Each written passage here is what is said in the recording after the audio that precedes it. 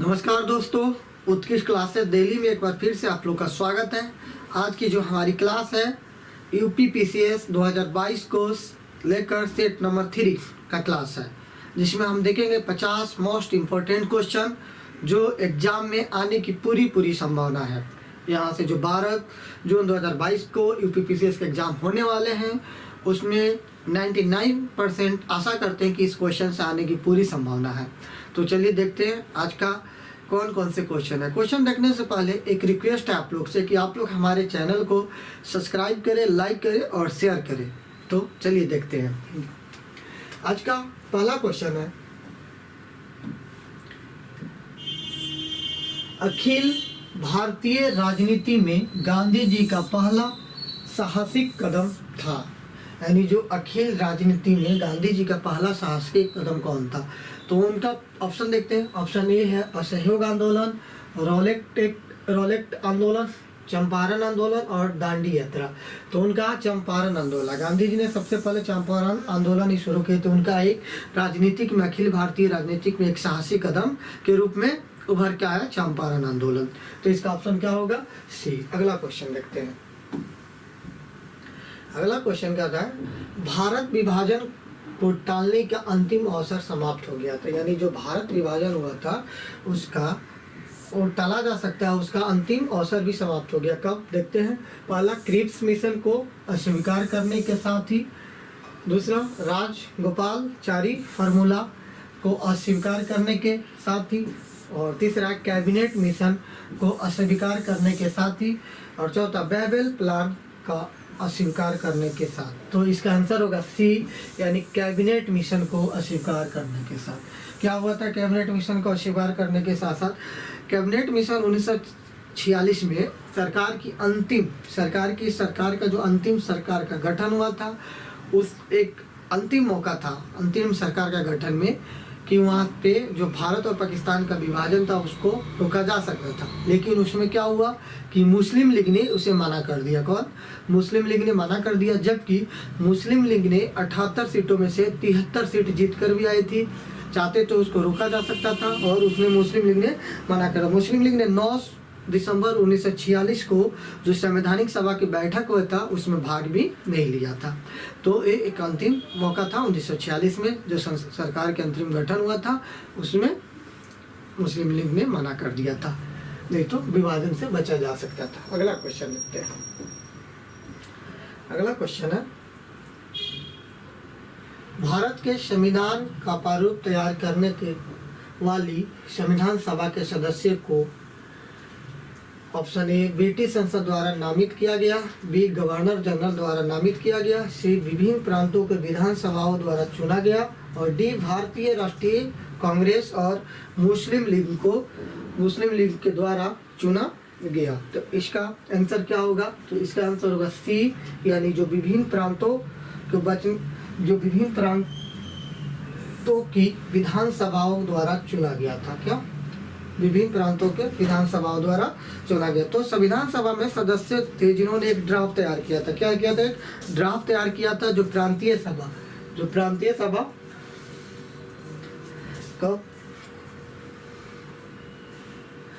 का तैयार किया था। अगला क्वेश्चन देखते हैं। क्वेश्चन नंबर 14, भारतीय स्वतंत्रता संघर्ष के दौरान निम्नलिखित में से किसने फ्री इंडियन लीजन नामक सेना बनाई थी?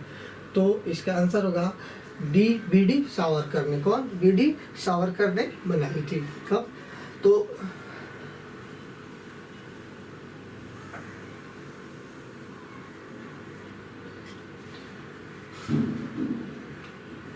अगला क्वेश्चन देखते हैं।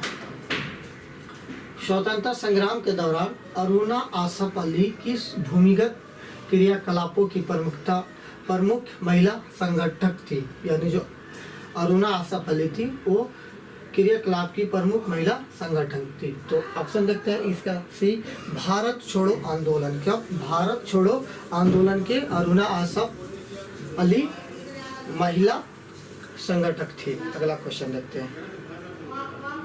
अगला क्वेश्चन क्या है कि निम्नलिखित प्रधानमंत्रियों में से किसने भारत में क्रिप्स मिशन भेजा था? यानी वो कौन थे जो क्रिप्स मिशन भेजे थे। तो ऑप्शन देखते हैं, A James Ramsay MacDonald, B Stanley Baldwin और सी नेविल चैम्बरल और डी विंस्टन चर्चिल। तो विंस्टन चर्चिल इसका आंसर होगा। क्या होगा इसका? डी होगा इसका आंसर। 1942 में क्रिप्स मिशन, ब्रिटिश प्रधानमंत्री ने भारत में क्रिप्स मिशन भेजा था। किसमें? 1942 में भेजा था क्रिप्स मिशन को ब्रिटिश प्रधानमंत्री ने। अगला क्वेश्चन देखते हैं, भारतीय स्वतंत्रता संग्राम के दौरान रॉलेट एक्ट ने किस कारण से सार्वजनिक रोष उत्पन्न किया था? तो इसका ऑप्शन देखते हैं, ए इसने धर्म की स्वतंत्रता को कम किया था, बी इसने भारतीय परंपरागत शिक्षा को दबाया था, सी इसने लोगों की बिना मुकदमा चलाए जेल भेजने के लिए अधिकृत थी, और डी इसने श्रमिक संघ ट्रेड यूनियन की गतिविधियों को नियंत्रण किया था। तो इसका आंसर होगा, इसने लोगों को बिना मुकदमा चलाए जेल भेजने के लिए अधिकृत किया गया था। वो क्या था कि ना तो कोई वकील ना कोई दलील, सीधे क्या करें, इसको जेल भेज दे। एक स्लोगन था कि ना कोई वकील ना कोई दलील, सीधे इसको जेल भेज दिया जाए। तो इसने लोगों को बिना मुकदमा चलाए भी जेल भेजने के लिए कब था? रॉलेट एक्ट ने के कारण। अगला क्वेश्चन देखते हैं, 1942 के दौरान भारत छोड़ो आंदोलन के संबंध में निम्नलिखित में से कौन सी एक टिप्पणी सत्य नहीं है? यानी वो कौन सी टिप्पणी है जो सत्य नहीं है? यह आंदोलन के अहिंसक था, बी उसका नेतृत्व महात्मा गांधी ने किया, और सी यह आंदोलन स्वतः परिवर्तित था, और डी इसने सामान्य श्रमिक वर्ग को आकर्षित नहीं किया। तो ये इसका आंसर होगा ए आंदोलन अहिंसक था। यानी जो 1942 के भारत छोड़ो आंदोलन के संबंध में था वो सत्य नहीं। तो ये आंदोलन जो था हिंसक था, बल्कि अहिंसक नहीं था। तो ये इसका ऑप्शन क्या होगा? ये सही है। अगला क्वेश्चन देखते हैं, देखिए ऑप्शन ए, 1932 में महात्मा गांधी ने मरणोपर्यंत उपवास की प्रधानता इसलिए किया कि मैंने जो मरणोपर्यंत उपवास यानी आजीवन आमरण उपवास पे लग गया था। किस कारण? तो पहले गोलमेज सभा भारतीय राजनीतिक आकांक्षाओं को संतुष्ट करने में सफल, बी कांग्रेस और मुस्लिम लीग में मत भिन्नता थी, सी रैमजे मैकडोनाल्डो ने सांप्रदायिक अधिग्रहण की घोषणा की, और डी इनमें से कोई नहीं। तो इसका आंसर होगा सी रैमजे मैकडोनाल्डो ने सांप्रदायिक अधिग्रहण की घोषणा की। अगला क्वेश्चन देखते हैं, रॉलेट एक्ट का उद्देश्य क्या था? जो रॉलेट एक्ट था उसका उद्देश्य क्या था? उद्देश्य था क्या? पहला, युद्ध प्रयासों के लिए अनिवार्य आर्थिक सहायता, बी परीक्षण तथा सारांश प्रक्रियाओं के बिना ही करवास, और सी खिलाफत आंदोलन, और डी प्रेस की स्वतंत्रता पर प्रतिबंध। तो इसका आंसर होगा बी परीक्षण तथा सारांश क्रियाओं के बिना ही करवास। किसके? परीक्षण तथा सारांश प्रक्रियाओं के बिना ही करवास। अगला क्वेश्चन देखते हैं, बंगाल में तेभागा किसान आंदोलन की मांग की थी। यानी बंगाल में तेभागा किसान आंदोलन की मांग की थी। ऑप्शन देखते हैं, फसल के आधे से घटाकर 1/3 तक जमींदारों की हिस्सेदारी में कमी, बी किसानों को भूमि के स्वामित्व को अनुदान क्योंकि ये भूमि के वास्तविक कृषक थे, सी जमींदारी प्रथा का उन्मूलन और अधर्म का अंत, और डी सभी किसान ऋणों को छोड़ना था। इसका आंसर होगा ये फसलों के आधे से घटाकर 1/3 तक जमींदारों की हिस्सेदारी में कमी। यानी जो फसल का था उसकी आधे से घटाकर 1/3 कर देना, और जमींदारों की हिस्सेदारी में जो जमींदार थे उनके हिस्सेदारी में भी कमी कर देना। उसी के बंगाल में तेभागा किसानों ने आंदोलन की मांग की थी कि आंदोलन किया था कि जो फसल है वो आधे से घटाकर 1/3 कर देना, और जमींदारों के जो हिस्सा था उसमें भी कमी कर देना। अगला क्वेश्चन है, भारत छोड़ो आंदोलन किसकी प्रतिक्रिया में शुरू किया गया था? तो इसका आंसर होगा बी क्रिप्स प्रस्ताव के प्रतिक्रिया में शुरू किया गया था। 1942 में क्रिप्स मिशन आया था। अगला क्वेश्चन, किस आंदोलन के कारण भारतीय राष्ट्रीय कांग्रेस का विभाजन हुआ जिसके परिणाम स्वरूप नरम दल और गरम दल का उद्भव हुआ था? यानी वो कौन सा कारण था जो भारतीय राष्ट्रीय कांग्रेस का विभाजन होता है और वहीं से एक नरम दल और एक गरम दल उत्पन्न होता है? तो ऑप्शन देखते हैं, ये स्वदेशी आंदोलन, बी भारत छोड़ो आंदोलन, डी असहयोग आंदोलन, और डी सविनय अवज्ञा आंदोलन। तो स्वदेशी आंदोलन था। स्वदेशी आंदोलन के तहत ही कांग्रेस का विभाजन होता है और वहां से 2 दल उत्पन्न होते हैं, एक गरम दल और एक नरम दल। अगला क्वेश्चन देखते हैं, 1927 में बटलर कमेटी का उद्देश्य था, यानी जो 1927 में बटलर कमेटी आई थी उसका उद्देश्य क्या था? ऑप्शन देखते हैं। केंद्रीय एवं प्रांतीय सरकार की अधिकारिता निश्चित करना, बी भारत के सेक्रेटरी ऑफ स्टेट की शक्तियों को निश्चित करना, सी राष्ट्रीयकरण, प्रेस पर सेंसर व्यवस्था अधिरोपित करना, और डी भारत सरकार एवं देशी रियासतों के बीच संबंध सुधारना। तो इसका आंसर यही है, भारत सरकार और देशी रियासतों के बीच संबंध सुधारना, यानी जो भारत सरकार थे और जो यहाँ इस देश में देशी रियासत थे उनके बीच में संबंध बहुत अच्छा हो, उसी के लिए ये लेकर आए थे। अगला क्वेश्चन देखते हैं। 1929 का व्यापार विवाद अधिनियम निम्नलिखित में से किसका उपबंध कराता है, यानी किसका उपबंध करता है? जो व्यापार विवाद अधिनियम है। तो ऑप्शन देखते हैं। उद्योगों के प्रबंधन में कामगारों, बी औद्योगिकरण, औद्योगिक झगड़ों के दमन के लिए प्रबंधन के पास मनमानी करने की शक्ति, सी व्यापार विवाद की स्थिति में ब्रिटिश न्यायालय द्वारा हस्तक्षेप, और डी अधिग्रहण की प्रणाली तथा हड़तालों पर रोक। यानी जो 1929 का व्यापार विवाद था वो क्या था कि अधिकरणों की प्रणाली तथा हड़तालों पर रोक। उस वक्त क्या था कि लोग हड़ताल कर देते थे और अपने अधिकरण करने लग जाते, तो उस पे विवाद पर क्या किया, उस विवाद पे इसको रोका गया। देखते हैं ऑप्शन, तो इसका ऑप्शन डी है, डी होगा, अधिकरणों की प्रणाली तथा हड़तालों पर रोक। अगला क्वेश्चन देखते हैं।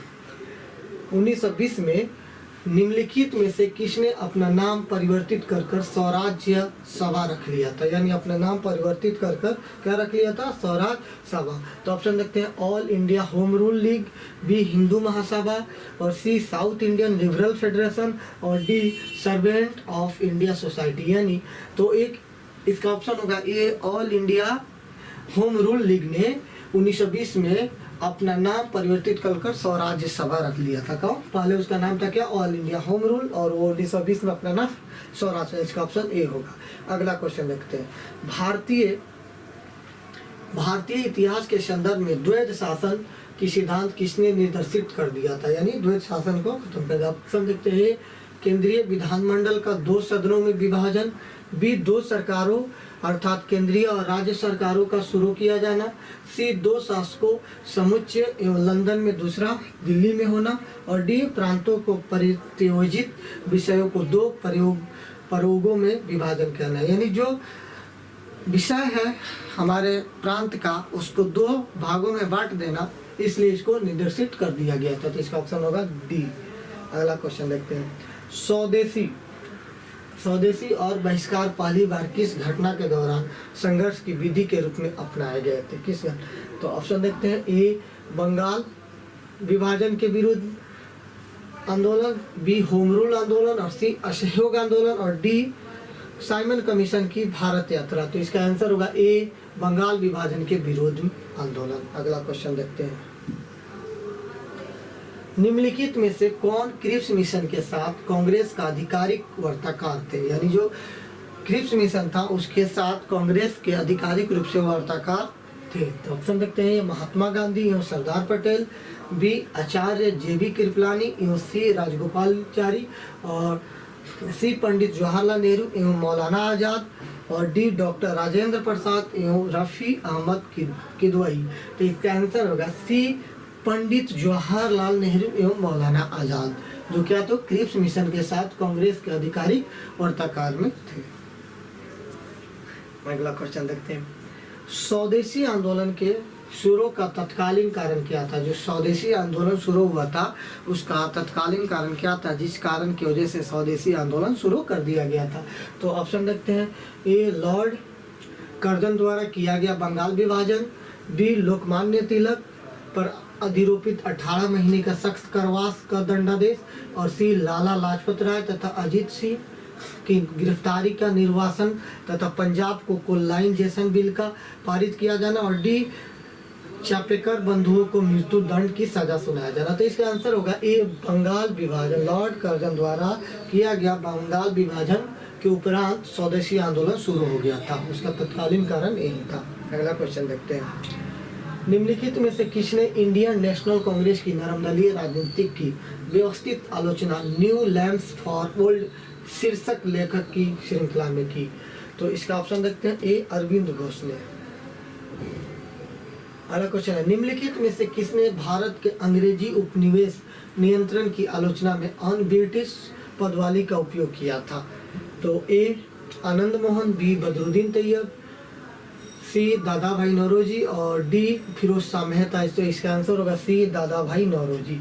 अगला क्वेश्चन देखते हैं, किसने नाइटहुड की उपाधि को अस्वीकार किया था? नाइटहुड की उपाधि को अस्वीकार किया था। तो इसका ऑप्शन होगा सी जी के गोखले। गोखले थे गोपाल कृष्ण गोखले, जो गांधी जी के राजनीतिक गुरु थे और उन्होंने नाइटहुड की उपाधि को अस्वीकार कर दिया था।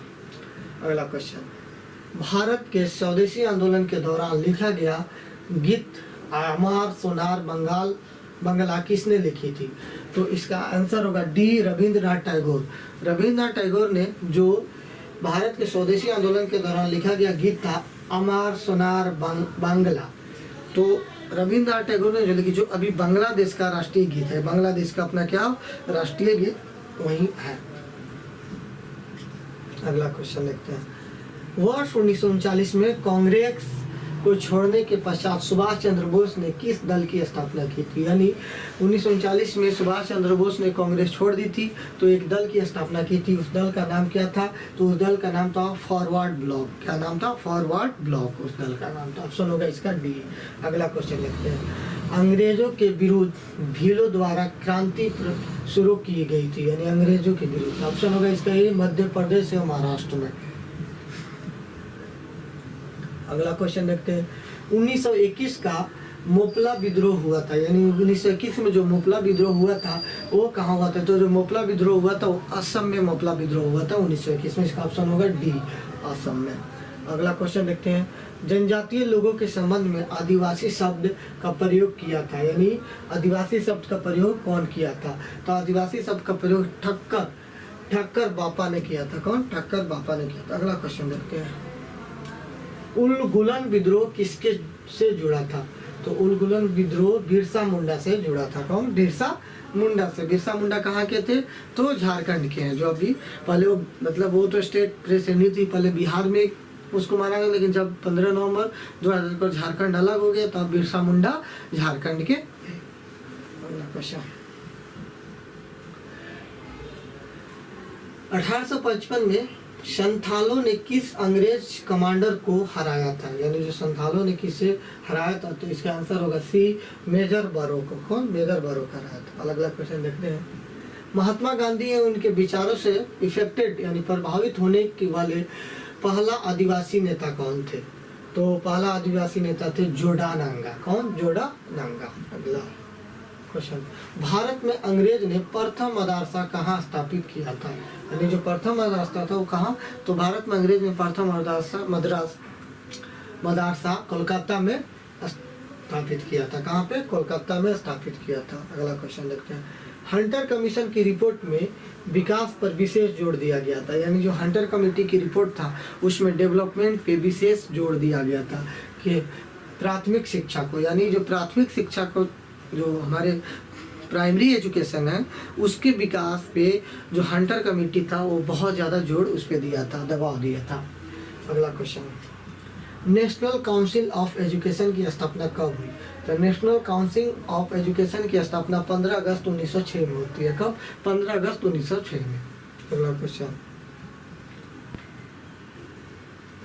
भारत में आधुनिक शिक्षा प्रणाली की नींव किससे पड़ी थी? जो भारत में आधुनिक शिक्षा प्रणाली का नींव थी वो तो मैकाले ने लेकर आया था। तो मैकाले का जो स्मरण पत्र था 1835 में, उसमें मॉडर्न एजुकेशन प्रणाली की नींव पड़ी थी। अगला क्वेश्चन देखते हैं, भारत में प्रथम 3 विश्वविद्यालय कोलकाता, मद्रास और मुंबई की स्थापना किस वर्ष हुई थी? तीनों प्रेसिडेंसी थे।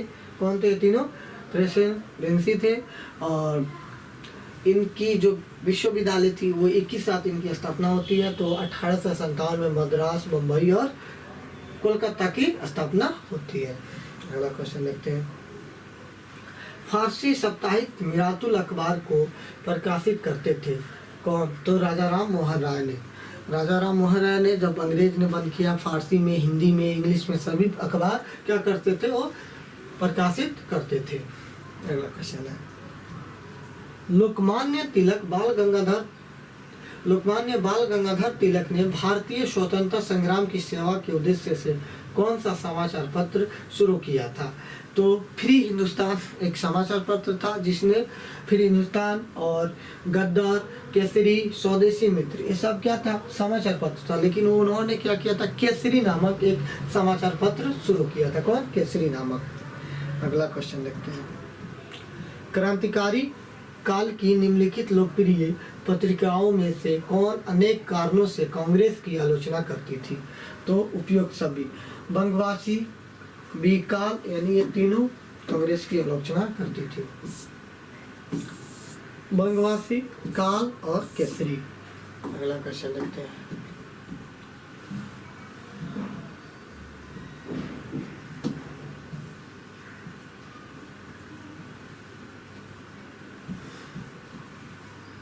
भारतीय राष्ट्रवाद का पैगंबर किसे माना जाता है?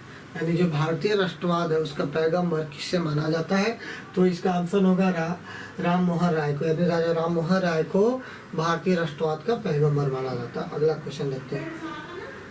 राजा राम मोहन राय यानी राम मोहन राय को राजा की उपाधि किसने दी थी? यानी उससे पहले उनका नाम क्या था? राम मोहन राय था। उनको राजा की उपाधि मिली तब उनका पूरा नाम क्या हो गया? राजा राम मोहन राय।